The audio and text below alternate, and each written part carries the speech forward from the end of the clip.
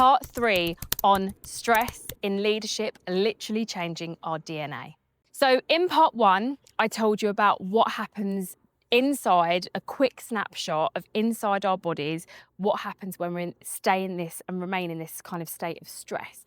Part 2, I told you about what that could end up looking like in terms of health. And there are a couple of things that I'll probably mention in another video. But how this shows up, and this is what part 3 is about. So with moving into leadership and how this shows up in our leadership, it literally transforms our leadership style.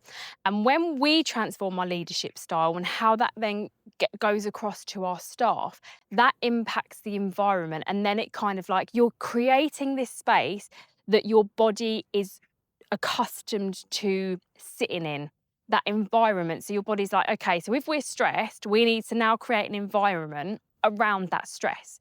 So we could do things like really snappy with our staff teams because we're like already fight, flight, or freeze or fawn. So we're like, we're ready now. We're in survival mode. So any little thing, we're going to then respond to that. So it could be snappiness at staff.